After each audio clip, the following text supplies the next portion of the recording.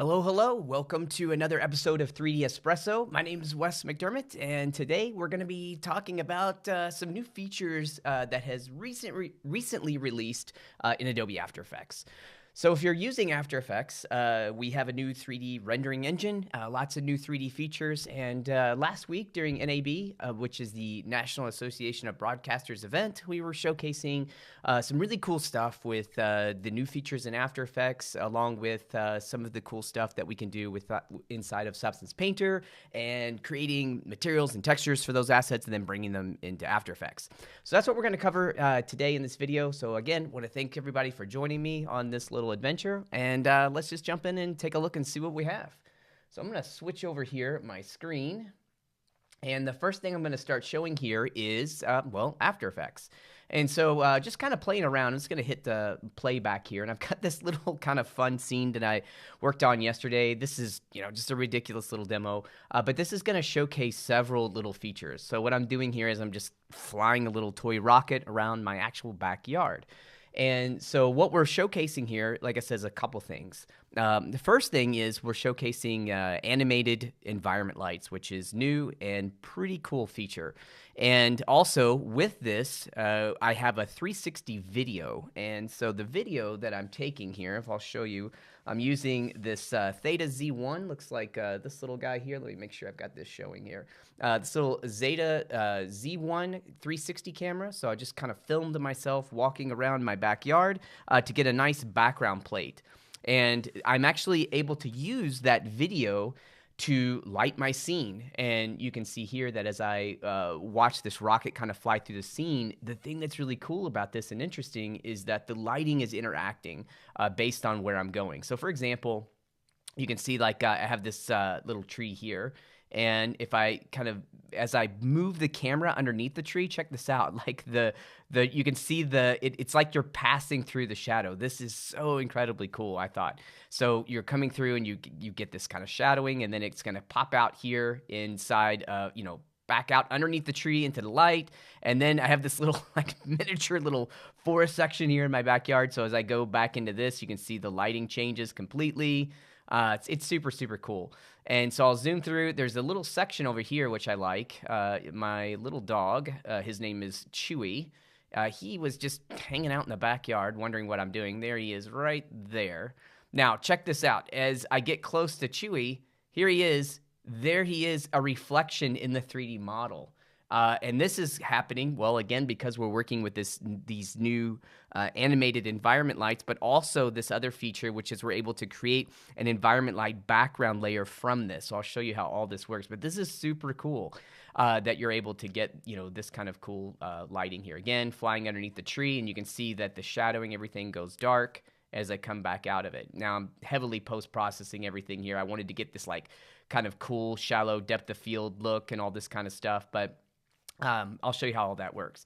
Another thing that I'm using in this case here is this new feature called null controllers for position points. So what this is allowing me to do is this fire effect. Now this is just using just stock that comes with After Effects, CC Particle World, and I'm going to show you how this works, but we're able to take the producer element in the effect and easily link that to a null without me having to write my own expressions and all that kind of stuff. So it's just like a really quick, handy trick to let me be able to control this fire effect with a null, and I was able to parent it right here to the 3D object. So the rocket itself is complete, full 3D model that I sent over from Substance Painter. The background is my 360 footage that's lighting my scene. And yeah, that's how everything kind of comes together. So a lot of this, it makes it where you can do some really, really cool things inside of After Effects now. And let's just jump in and start taking a look at how all this works. So I'm also going to be checking out the chat. So if anybody has any questions, just shout them out. And I'll be checking the chat just to see if I can answer those on the fly. So let's start thinking about how we can go about how all these features kind of come together. How does this work? So first things first, I'm going to jump over to just a web browser and just talk a little bit about, where you can get 3D models. So you can make your own, of course. Now for this little rocket guy, let me show you what the rocket looks like. It's this. I'll go over this in Substance Painter as well. So I made this little rocket model. In this particular case, I used Substance Modeler, the desktop version, which uses SDF modeling tools to kind of, basically kit bash this guy together. So I did that, just testing that tool. However, these days, I'm using ZBrush mainly. So and I've been playing a ton with ZBrush on the iPad, which is like my favorite new jam here. So I'm using that constantly. So this new guy I would definitely have created in ZBrush on the iPad. But it doesn't matter what tool you're using, right? Because as artists, and this is the thing I always like to tell people, as an artist, yeah, it's nice to have a good tool, but the tool is secondary. You're what matters. You are the artist, and you are what matters. And a tool is just a tool. It's worthless.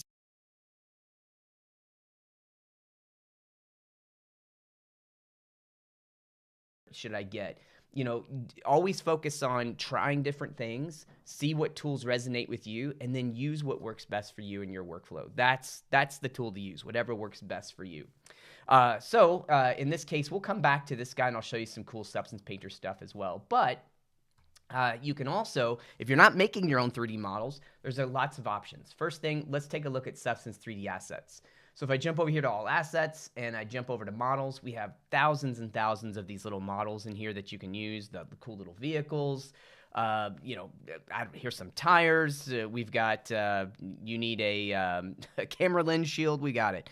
Look at this old vintage computer. I don't know, it looks like a Mac to me. So I don't know, yeah, might get in trouble with that. But anyways, looking through here, there's all kinds of stuff. I don't even know if there is a rocket. Let's see. Is there a rocket in here that we could use? Yeah, look at this. We've got some little rocket stuff in here as well. These are a little bit more detailed than the little... look at this. This would have been perfect. So, here is a great little example of some cool little fun rockets that I could have used here. So with this case, you can download a FBX or a GLB. Both of these formats, here, I'll zoom in on it so you can see it. Both of these formats here can import directly into After Effects. So GLB, if you're wondering about the format. So FBX is new as well. So with I think it's After Effects 2025.2, you can now import in FBX models.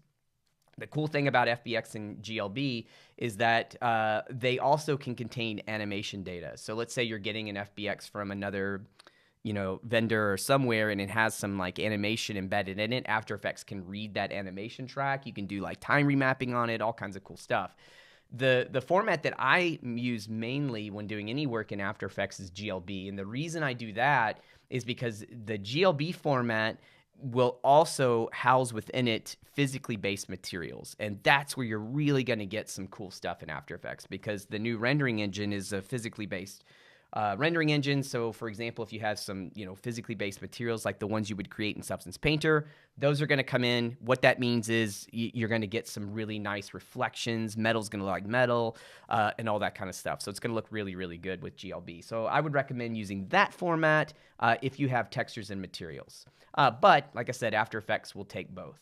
Now, another option would be if you jump over here to Adobe Stock. So Adobe Stock has a 3D category. So if you go into here, and we can do search 3D models, and there'll be a bunch of 3D models in here, and these guys are already textured, and you just need to check out like the formats, right? So let's say that I want to do something here with this soccer ball.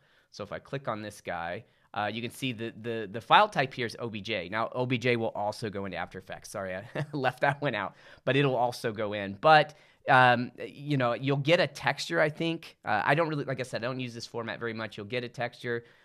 You could take this into Substance Painter, which is probably what I would do in my workflow, and then, add some more textures, do some work with it so I can get some nice reflections, stuff like, get some nice bump maps, all that kind of stuff that I would need, or a normal map, we'll say, and get that into After Effects. So those are some ways that you can get these guys into here. So let's take a look over here at the setup. Okay, starting from scratch. Let's say I'm here in Substance Painter, and I've textured this, right? And depending on our time, we'll come back and see if we can't jump in and do some fun texturing stuff here in Painter. But for now, let's just say that, I did all my texture work here. So what we could do is you can just come over here to this export button, which is at the top here, and you have some options. And so, for example, you have your send to After Effects. Now, here's where you can configure your format and your output directory. So like I said, we're going to use GLB. And what I would do is I would just hit on here click the Send to After Effects button. Now, I'm not going to do it because it's going to overwrite what I already have. Maybe we'll do that later if we make some changes. But I could click this, and it's just going to send this 3D model, which is going to look like this, right here into After Effects.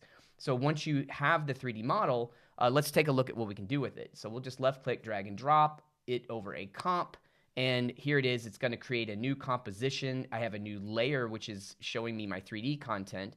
And then if I zoom in here and rotate around, sure enough, I have a full 3D model. And you can see what I was talking about. If I zoom in really close, I can see, all this normal detail from the rust. I can see the scratches, the reflection, metal looks like metal, and so on and so forth. And this GLB format is housing all of this nice physically accurate materials that I'm going to be working with.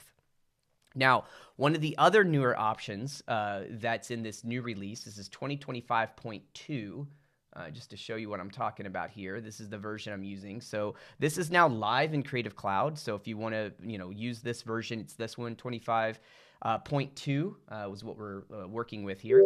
So once we have this version here, you can see that the properties panel's also been updated so that we can have more properties available to us for working with our 3D models. So for example, my cast shadows, accept lights, shadow color, all this is now part of the compositing options is now available to me as well in this properties panel, as well as like my controls for like position, anchor point, scale, all this kind of stuff. Now, this particular model doesn't have any animation data in it. So if I click this little drop down, if it had animation, you would see an animations category here. And then that would also be visible. And what that little animation drop down is going to do is it's going to let me choose which type of embedded animation track is inside the 3D model file. In this case, I don't have one, but it is kind of nice that with this latest update, the animation option is going to show up here. So you'll get a drop down and you can choose which animation track without having to go into the layer stack, twirl down through all these different menus and so on and so forth. You can get them here. All right, so we have here our 3D model. So let's take a look at some of the new features that we want to talk about. First things first, let's take a look at how lighting has changed with these animated environment lights. So this is really big. All right, so let's do this. First things first, what I'm going to do is I'm going to come over here to layer and choose to create a new light, not camera, but a light. And what I want to do is I'm going to change my light type here to environment. The intensity is super high. Let's just set it to 100 for now. So we'll do that. And I have cast shadows enabled, which is what I want to do. Everything's good here, so we'll click OK. And I don't know if you can see on the stream, but it's done something, right? I have this default light. You can see if I look up here into my light options, again, I love using this properties panel because whatever I have selected here in my layer stack, I can now get quick access to it here in this properties panel. So if I look at the source, there is a default source environment light that's kind of wrapping around the scene that I can use. And that's what I'm kind of playing with here.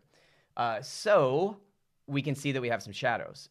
Now, one of the things that I do want to point out is that if you look underneath our advanced 3D, this is the new engine that we want to use, under render options, you'll see here that we have some quality settings. So I'm getting a lot of noise here, and this has a lot to do with my render quality being set to 4, which is pretty low. But I usually keep it like this as I'm working because, I want to just get an idea of what these shadows are. I don't really care about the quality right now because I'm going to be doing, lots of animation and stuff like that. You'll also notice that we have this casting box, which is somewhat surrounding this rocket. And this box is basically determining where the shadow rays are being casted from. So with this new 3D support in After Effects, we're using image-based lighting, and we're also using image-based shadows. So we need this box. Now this box, think of it like we'll call it a voxel grid, right? But really, think of like a Rubik's Cube. If you have a Rubik's Cube and it's got all those little cubes and, you twist and turn those around to try to get all the colors to line up. But imagine it's like that, right? So it's a cube made of smaller cubes. And the more cubes you have inside this box, the finer the quality of the shadows are going to be. So that's what this render quality is. As we increase this value, think about the Rubik's Cube, but having more and more little cubes in it, which is going to make the thing a lot harder to solve, right? Well, same for After Effects. It's harder to solve, so it's going to take longer to render, right? So think of it like that. But what you want to do though is this casting box is I always click fit to scene. Now notice this is now fitting around. So what this is going to do is it's going to take a look at any of the layers that are visible in your scene. So right now we just have the rocket, so it's going to fit it around the rocket. And the reason I'm doing this is because I'm setting the casting box to be just the size to cover the rocket for casting shadows without being too big. If it's too big, we need to increase our render quality to get the right size of our shadows, hence longer render times and all that kind of stuff. Everything bogs down in your viewport. So again, I'm getting super technical here with this kind of stuff. I just like to throw it out there so everybody knows what we're talking about. But again, you've got some different settings here. I usually try to set this at like half, render quality, so on and so forth. All right, so now we get this guy in here, and it's somewhat, snappy for what we're going to work with. If I want to get super smooth with it, I can always enable Draft 3D, which is going to take away the shadows. This thing works great. I can see the lighting. So, for example, if I come over to my light, the light's selected here, and in my Properties panel, and I rotate the light, I can get, you can see how the light's changing here, right? And then if I come out of Draft 3D, now, if I rotate my light, you'll see that the shadows are also updating as well. It slows down, but it's still working. Another thing that I like to make sure that I have set here is this adaptive resolution. So as I move around, it's going to, pixelate or get a little lower quality. As soon as I let go of my mouse, it kind of snaps into view or snaps into quality a little bit. All right, so this is all default stuff. We've been doing this for a long time. What can we do now? Well, typically what we've done in the past is you would import in like a high dynamic range image, right? Something. And you would light your scene with that. Now, the best scenario for this, and let's take a look here. If we jump over to, say, Substance 3D Assets, you can download these things. So if we go to Lights, they're going to look like this. Let's take away Rocket.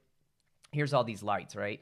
Now, currently, right now in Substance 3D Assets, these are all like studio indoor stuff, which is not going to be, something that's super, super useful. But let's download one for now. So we're going to download. You don't want to use this stage. What I want to do is do EXR. I'll download it. All right, it's going to download this guy here. And we're going to throw this into After Effects. So bear with me for just a second. Bring this guy over here. Downloads. Okay, and let's go back to After Effects. Whoops, Cap Locks is on. Let's go back to After Effects. And, you can import this guy in, but I can just simply drag and drop, throw him in here. And now I have this HDR, all right? And this is what the HDR looks like. So it's this spherical projection, or this equi-rectangular, I can't say that word, equal rectangular projection, right? So something like this. So here's one way you could get these things, right? 3D assets, all right? So how would I use it? I would drag it in. I'd go to my environment light, and for source, I'd set it to the environment light. Now, my 3D scene is lit based on this HDR, which is super cool, and I can move this guy around, right? So this is all nothing new, right? This is all default. We're just doing a little bit of, catch up, kind of preview in case you haven't seen any of this before. So we can light our scene with HDR. It's pretty awesome. Before we get to the new feature, though, like what's some other options? What else can I do? Well, I could, like I said, download this from 3D Assets. If you jump over to Stock, they actually have some of these as well, which I thought was kind of cool. So let me just back out, back. We'll go to Search 3D Lights, and you'll see that there's a bunch of these guys in here. And the cool thing about Stock is they have some that are outdoor as well.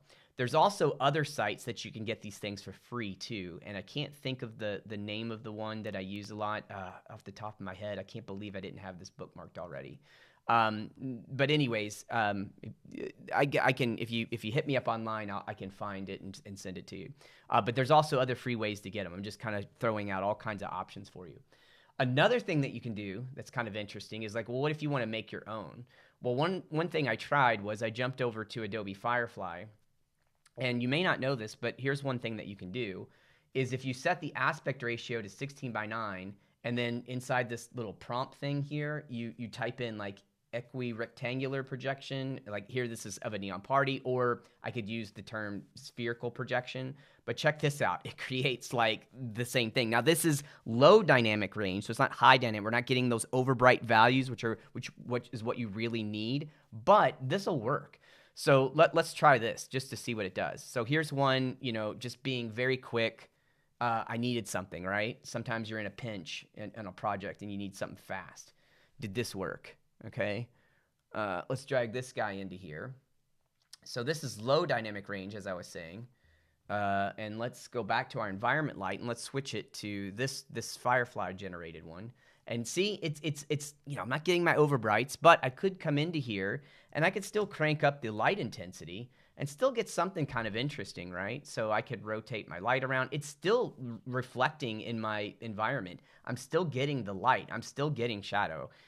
Is it as good as an HDR? No, but is it going to work? Is it getting this thing done? Yeah, it's not bad. So you can totally do this. Again, lots of options here. Now, that is all stuff we could do in After Effects before. Nothing new. But this is about new stuff. So now I'm going to finally get to the point, right? Okay, what's new? So this is awesome. Okay, so with the source, instead of using just a still image, an LDR or an HDR, we can now use videos or animated pre-comps, anything. You can put anything into this source. So check this out. There is an image here that I think we downloaded from stock. It looks like this. I'm going to double click it. This is just an MOV, like a QuickTime movie file. If I play this, it looks like this. I don't know if this is a wormhole or some kind of like galactic, like, I don't know. It's crazy, right? So you can use this. This is a video. Let's drag the video in, okay? So we get this video in the backdrop. Now we'll go to our environment light and we'll switch to this. And here we now get this is lighting the scene, but let's take our intensity up to like say 250 or something. And I'll go ahead and try to play this a little bit. Let's do something like this. And I'll hit play. And it's probably going to take a little bit for this to kind of cache in here. So while that's doing that, something else that I do want to bring up, you can see that the light's starting to animate and move here as I'm playing this back. But one of the other things that I kind of want to mention here really quick, while I'm just playing that back, let's come over here to, if we look in our new features, one of the newer features here is this high performance preview playback. So the thing that's different about this is that you should, experience smoother and more significant or longer, we'll say, previews, because it's not just using RAM allocated. So previously, After Effects was just using RAM. It kind of mentions it here. But what they're doing now is this new feature is introducing this disk cache management. So if you've got like an SSD or something like that, it should speed things up quite a bit. So again, something to just be aware of. Let's jump back over here to After Effects and take a look.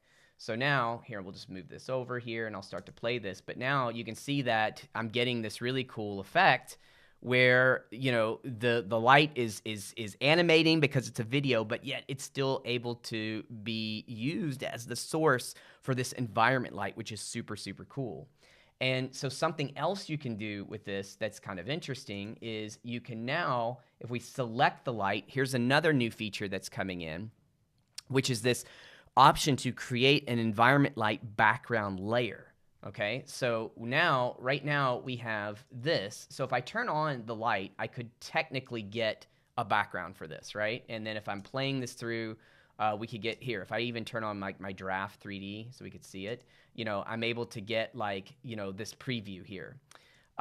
If I were to come in and try to rotate the light though, my 3D scene, so I'm rotating the camera around, or my view camera, the background's just a still background, right? So that's kind of boring. Let's also do this, because I always get in the habit of forgetting to do this. Let's just create a camera, so we have like a camera in our scene as well. So we're going to move our rocket around, and let's say that the rocket was kind of flying, doing something like this. I don't know, doing some kind of weird flying thing, right? Looks weird in this tunnel. But we got something like this, right? Let me come over here to my render options, and I'm going to set this down to just 2. Okay. Now, what we can do is select the light itself, and you're going to come up here to Layer, and you can go to Light, and there's a new option here called Create Environment Light Background Layer. And so if we click this, what this is going to do is it's going to now create this layer, which I can use as this in background. So now if I come into my view, so I have my camera, all my scene, and I rotate around in my view, what I can do is I can look around the actual camera view itself. So let me come into this layer and turn that off. Okay, so now as I move around, it's like projecting that light. So now I can get something that looks a little bit more like this in the tunnel. So if I move this around, it's creating for me this environment. And I'll show you what it's doing exactly here in a second. Let me just rotate this rocket around. So say I'm doing something that looks like this, and I'm zoomed in here on my rocket, and I can now look around this environment. So you can see, let's say the rocket's flying out of this wormhole like this, and this is kind of the scene I'm trying to create, right? So say something like this. And now I start to play this. You can see that we'll get the play of this cool background. You've got this environment we've created, and now the environment that is housing like our entire like spherical environment is what's used to light the rocket scene. So the thing that's neat about this is you can see the reflections, but look at the reflection here, like in this like kind of this cockpit window of the rocket. You can see all the reflection and everything like that onto here. So here, I'll show you what this is actually doing. Let me just preview this back here. If we go in and play, so look at this. It's kind of pretty interesting that we can create this. So what it's doing, though, is if we take a look, we're going to have this new option here. So what it does is it creates this layer that uses CC environment to map the environment, and you can see it's using a spherical mapping, and it already sets up an expression for you on this. And you can also play around with the lens distortion if you want to. So I can like back this off. Maybe I want to do something a little bit more like this instead for the lens distortion. It is throwing this fast box blur, so if I want to turn that off, there you go. So it's like kind of like trying to fake a little bit of depth of field on here. So I can adjust this, or you can put anything on it really.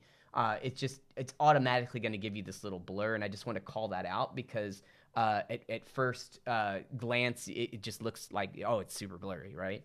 And you probably don't want that. But anyways, this is a new feature altogether on how this kind of comes together and how this works. So that is how we can work with these cool environments. Now, something else that's kind of new here is a quicker way to be able to work with applying effects to 3D models. So for example, if I have a 3D model like this and I go to my effects and presets, and let's say that I try to add let's do like a hue and saturation, I can't drag this onto the 3D model. It's like, nope, not going to happen. Can't do it. So what we've done in the past is, I'm going to create a solid. I'm going to use like CC composite or calculation, something like that, put it all together. And, and you'd have to do all that manually. But now, there's a little helper function. There's a bunch of these that are new, but the two that I really like is this. Well, there's three. I'll show you the third one. The first one is that environment background. The second one is going to be this. So I'll select my 3D object, and I'll go to layer, and I'll go to create. And here I want to create a 3D layer instance.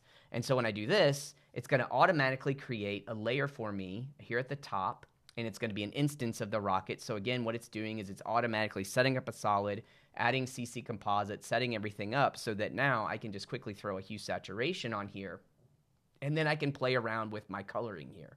So now if I wanted to like tint this or do some color correction or add some different effects, I can do all that kind of stuff just really quickly by using that instance. So again, just a helper function. It is handy to use, and it's something that you'll probably use quite a bit, and it does save some time than having to set all this up manually. So that was a new one. And let's also take a look at, let's see, what else can we show before we get into the actual scene itself? Let's see here. We are going to look at, let me go back here to the 3D version of this scene. So looking at this scene, you can see that a couple things that I did here. First off, let's turn off this fire effect. And then I also have this little engine effect. I'm going to turn that off. And then I have a point light. Let's turn that off. Okay, so now what you end up getting, well here, let's just turn a lot of stuff off. Let's also turn off the environment like this.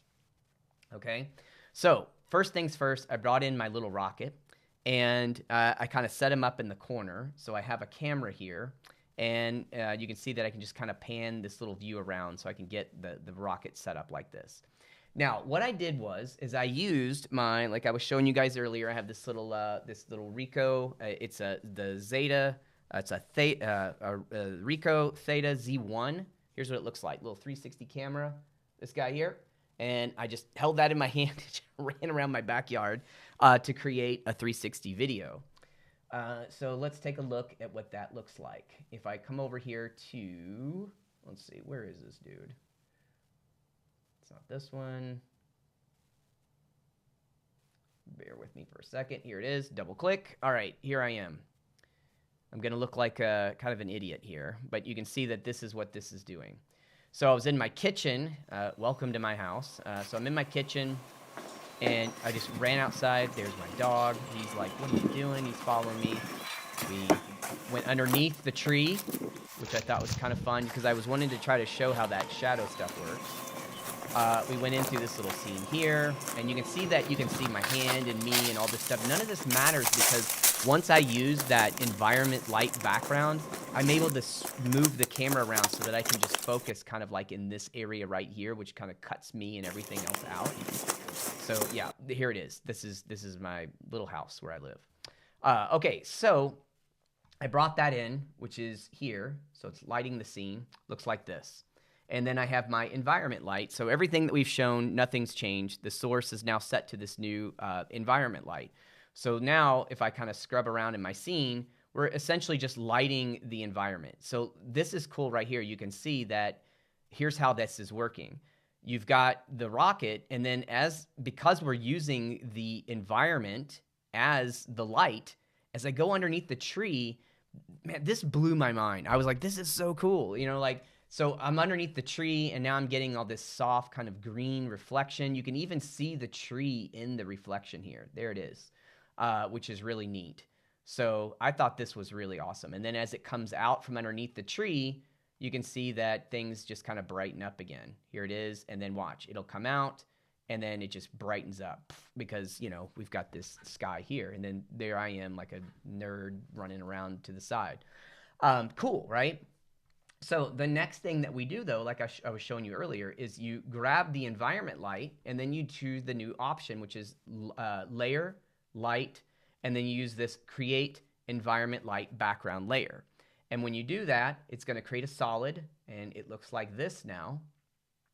It's going to create a solid, and let me show you what I've got going on here. So let's turn off a couple of these things. So now I've got a solid, which is the image, and the 360 map to this environment, which is CC environment. And like I was saying, I can play around with things like this lens distortion. I didn't in this case. I just left it all at default. But you have this mapping, which is going to set to spherical.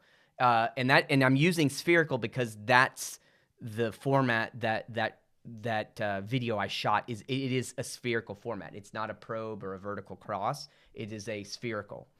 So that's why that's chosen. But like I said, what's cool is now I can just use my camera controls and I can rotate and move and look around my scene. So check this out. I'm just like looking around the scene to get this rocket to line up the way I want. And eventually I should see myself in here. But you can see that the way it wraps, you get this amazing like environment now because it's spherical environment. So it doesn't look all weird like I was just showing to. It's mapped and I get this true environment. So the rocket is essentially kind of aimed where my hand is. So pretty awesome. Now, again, the higher quality image that you shoot, the better it's going to look, right? So this looks a little pixelated. So instead of using box blur, I use this universe bokeh effect. So you can see I'm getting this cool stuff. I'm a huge advocate of Red Giant. I love Red Giant. So if you look at my effects, I'm using Red Giant tools, right? So it's coming from Maxon 1. I love Cinema, ZBrush, all that stuff. So I'm using all those tools. But again, you don't have to use this. You could use fast blur. You could use lens blur, whatever you want. It just, in my case, I love Universe Red Giant because, here I'm using the shape. I've got this little hexagon here. So now I don't really care that, I didn't shoot this in a super high quality shot. It's just, I'm going to blur it anyways. And so already I'm getting a pretty realistic look here to the scene. So the next thing I did was I added a point light. So the point light is going to show up here. Now, at this time, the point light's not casting shadows, so that kind of stinks, but we'll see where that goes. But for right now, I have the point light, and the point light is just parented to the rocket. And to do that, I used my pick whip, and I just grab it, Indiana Jones this thing, and over to the rocket.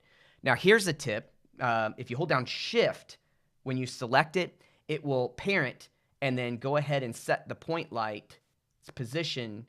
It'll zero it out basically. And then you can see I made an adjustment here on my Y because I wanted the point light to be a little bit out here. So it'll set it to 0, 0, 0.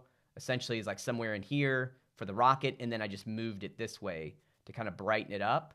So I'm getting a little bit of this here, and then I've increased the intensity value. I've set a color, so on and so forth. But holding down Shift and then pick whipping the object, it'll zero it out for you. Pretty cool. I just figured that out like 2 weeks ago. That's like probably been in After Effects for like 30 years. So the next thing that I did is I created like a little solid here. So it looks like this. And it's just a little solid, so layer, new solid, and I masked it, and you can see here what the mask looks like. It's here, I got it feathered up like crazy too.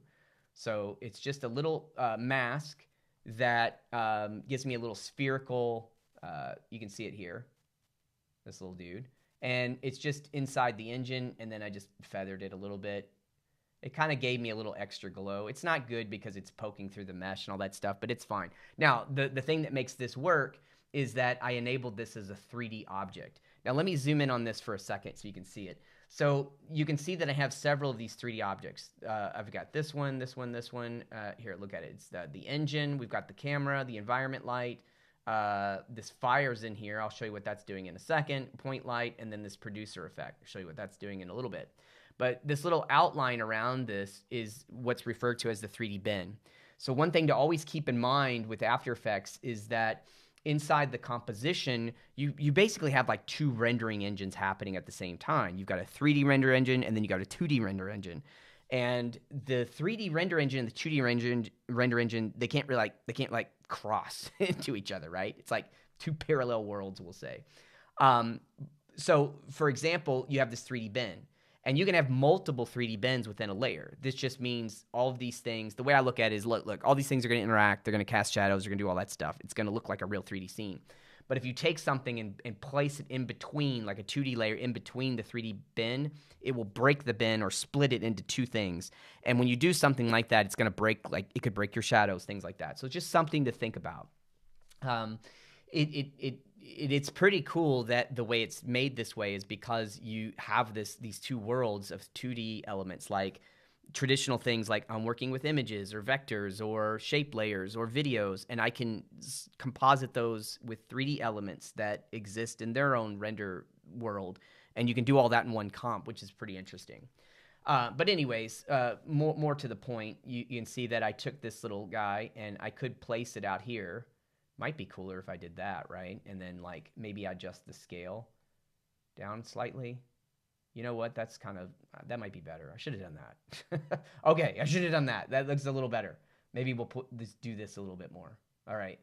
Anyways, this is just there, okay? It doesn't look cool. I could have animated all this stuff too, right? Probably you would want to do that. So an idea that I was thinking about, but I got super lazy, was over here on the light intensity. One thing that would have been awesome for the light options of the intensity is just add like a wiggle to this. So what you could do is just, if I'm on a Mac, so if I option click the stopwatch, and then I could do like wiggle and then give it like an amplitude, like, I don't know, 225, something like this.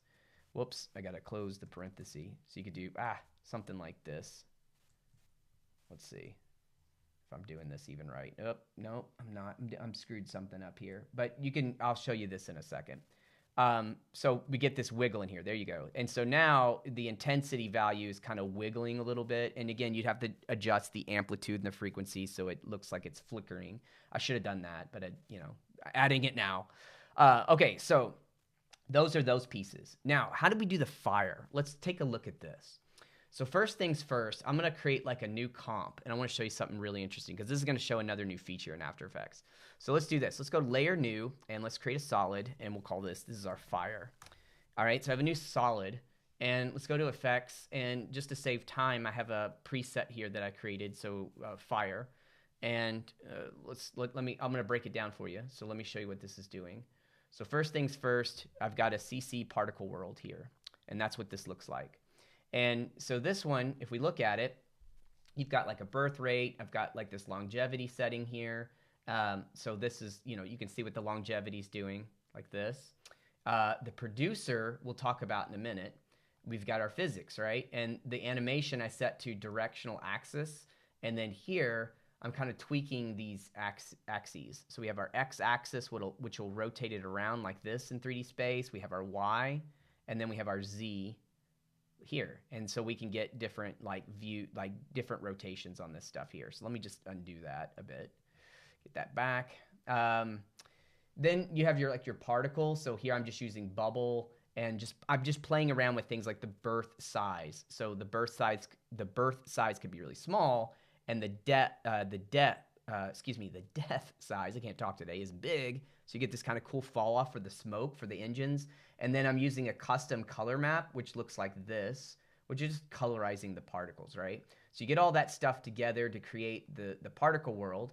Then I threw a turbulent displace on it, so it looks like this to kind of break it up, the turbulence, and then you have like your amount that you can do here. So we'll break this up, your size, and so on and so forth. So just kind of playing with these settings. And then there's a glow on top of it, and then like a fast blur. So that's where really the nice trick here, that's kind of blurring it all together to make it look like this, and then a little optics compensation to kind of stretch it this way.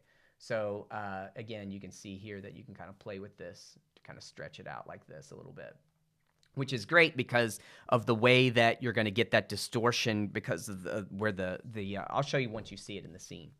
But right now, so here's my particle effect. And here's another thing that I do is there's not like I'm using CC Particle World. You could use Trap Code, which has like this where you can set like the particle birth to have like pre-warm it, they say. We don't have that here. So what I do is I just take the fire, I select the layer and just drag it this way. So at 0, it already looks like it's pre-warmed, or meaning that it's not just starting, it's already taking place, right? So I just did that. So now you essentially get this, which is our fire, right? So this is working. Now, this is where we get a new feature, which is really cool. So what I'm going to do is here in the layer, because this is a 2D layer, right? If I move this around, this is 2D, but I want to be able to operate this in 3D. So what I'll do is expand this. We'll go to Effects, and then here's our CC Particle World, which is it's showing in 3D here. But if we scroll down and keep going, there's Producer. So this is the producer, right? So the X. You can see that this is basically, I think it's like, I look at it like the emitter point. Like if you're in a 3D program and you create an emitter, there's our emitter, right? So how can we control this with a null? Well, there were options before where you could, create a null and hook up expressions. But with the new version of After Effects, you can now I'm going to select this X position here. And then, there's a couple ways. I can go to Layer and get to it, or I could just right-click here and go to Keyframe Assistant, which is the fastest way. And there's a new null controller option for create a null controller for positional points. Okay, now I'm using it here for this producer, but this can be used in all kinds of different ways. Basically, if you need to link a parameter to a null so that you can use it in 3D space, is the way I like to use it. So we'll select this. And now I have this null here, and I can move things around like this, but it's in 3D. So if I rotate, look at this. Now I have this awesome 3D effect. I don't even have a camera, right? But now I'm in 3D here. So if we come over, you can see that the null, which is my controller now, it is been enabled as a 3D object, as you can see here. So now I've got this really awesome controller for this particle effect that's playing still, but I can control it in 3D space. This is super awesome. And then you can take this and, of course, parent it to the rocket, which is exactly what I did. So if we jump back over to the rocket, nope, not that one. Where was it? Shoot, 3D. Ugh. So if I go into here, that's what I did. I have my fire, so if I enable it, it'll come in and boom, there it is. And it's just parented to, the producer is parented to the rocket. So I did that same trick where I used my, I went all Indiana Jones with the pick whip and just shift left clicked on the rocket, and got the rocket. And then I can now move the particle effect, right, in space. And then if we select the fire, I think I added some other things. I took off glow. Oh, yeah, here's one thing that I did inside of the CC particle world. I scrolled down, I used particle type faded sphere, and then in the transfer mode, I set to screen. So here's what it looks like under composite. It's kind of dark like this. I like to set it to screen, and you're kind of getting this like, it looks, glow fire. And I didn't actually need the glow at that point because I'm just screening it over top of the 360 video. And so now, there's that scene that I'm getting. So for the animation of the rocket, let's take a look at that because that was fun. So what I did for the animation of the rocket, we'll come over here and we'll just hit U to bring up our animated parameters. And so what I did is in draft mode, I was in draft mode. I hit my keyframes on my position, and what I did was I just moved the rocket up and down, left and right as I kind of went through the scene. So for example, like when it was coming here as I was walking down the steps, I kind of lifted the rocket up, like it went down and it went up a little bit, and then I pushed the rocket down so it looked like it was, dropping to go underneath the tree, and then as it comes out underneath the tree, I just raised the position up. And again, I just have a couple keyframes in here. So once this was done, what you can do is on top of that, I used Option left click on the stopwatch to create the wiggle expression. So when you have like a wiggle like this, and again, I'm just using that amplitude and frequency, or I can't remember if it's frequency or I can't remember which one comes first. I think it's amplitude to frequency 25, I think. But it's taking this, After Effects will process these positional keyframes, these hand keyframes first, and then just throw like a wiggle on top of that. So that's how I'm getting this kind of chaotic wiggle that you see here, where it looks like the rocket's like, going off kind of quick. And it's also, playing around with that positional data that I have, which is interesting. So that's all I did for that. And that's how we got the rocket to kind of wiggle around in the scene. So pretty simple. Let's see. The next thing that I kind of did on this little scene here was once everything's, I think I got everything. Everything is up. We've covered all of the features. And then I take this comp. This is my 3D comp. And here's where I would then go over to my render options and then kick up the render quality, right? In this case, because things are so heavily processed, I can get away with like a low quality. Like I can set it to 2. It didn't really matter. So then I go into Rocket Final. And then I'm doing a couple just things. I don't know. I kind of go a little crazy with my lightings and blooms and stuff like that. I don't know. I love those J.J. Abrams lens flares, by the way. Excuse me, J.J. Abrams lens flare. Like I'm a sucker for that stuff. So I usually kind of overly process things. Blooms and glows are cool, I think. I don't know. I still can't. I don't know. Maybe it's a 90s effect, but I don't know. I'm hooked on it. I can't help it. So then, like what I had here was just a couple things. Like I've got my 3D layer. Like this is what it looked like coming in. So kind of bad, right? Not good. So I duplicated it and masked it and then used this heat effect. Again, like I said, I'm using the Universe set of tools a lot. They have this really awesome heat wave effect, which is giving me this. I didn't mask it very good, so I'm getting a little bit of trailing off in that area, which I probably could have done a little better. It's just a matter of playing with it, right, to get what you want. Feather it or something. I don't like this little fall off right here, but I don't know. I wasn't paying too much attention. So then that's all that is, just a quick mask. The rocket's not animating all crazy all over the place. It's pretty much staying in the one spot, which is kind of interesting. So it makes it pretty easy to kind of just, get this where I want it to go, right? So that ended up being pretty cool. But this heat wave, it produces a pretty neat effect. So, and I use the billowed wave type. So that's what that is. And then on top of it, I'm using Magic Bullet looks, which I love. I don't know if you've seen looks, but if you jump into the edit here for this, it gives you some pre-built looks that you can use. But I love just kind of building up my own thing. Like I could pick something, or you could go in and like grab some effects. Like this one, you can add like chromatic aberration to it, which is awesome. See, it just always makes things look nice and cool.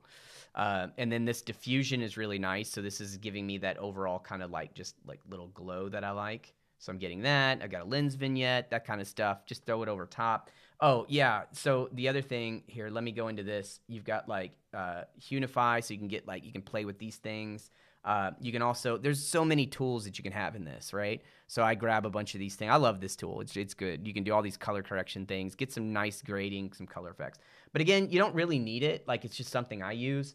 Another technique that I use, and most, to be honest with you, most of the time I do, this was great for a quick turnaround. But what I'll do in this case is I'll take this and render just this out as like my plate. And then I'll color correct it in Premiere when I put everything together. I do like the Lumetri color. I think you have that here in After Effects as well. But I do like having it rendered. I can just play it back with no RAM preview or no previews or anything like that. And I can do all my color correction that way. So usually I go that route. But here it was just easy to throw a magic bullet on it and just test and see what I got. So yeah, that pretty much just kind of puts everything together here. And so that's going to pretty much cover everything that I wanted to cover. One thing that I'll jump over to while we have just a little bit of time is look at a little bit of some things with Substance Painter here. So for example, some of the things that I was kind of doing in Painter that was kind of interesting was this little sticker. So I had this little sticker, and let me see if I can find where this guy is. Where are my texture sets here? Oh, it's all one texture set. And let's see. See, you can. I'm getting in this bad habit where I wasn't naming anything, but here I have it. So if you look over into the asset browser, which is here, and this is in Painter, it's called Sticker, and it's right here. It's this custom sticker, and you can just drag and drop and just place it right onto the surface of something. So you get something like this here, right? And then if we look at the properties for it, which is here, and I'm just making sure that my face isn't cutting this off. It looks like it's good in the video. So I've got this here. Let's go back to this little logo image. So I've got this logo that I just grabbed. And if I just place this right here, and this is another thing, it's been in Substance Painter for a while now, but it's still cool, is you can just drag stuff from your folders, desktop, wherever, and just add them. Like I could throw it onto the 3D object if I wanted to in my layer stack, or in this case, it's on an image input for the sticker. So I'll drag it on, and boom, it makes the sticker here.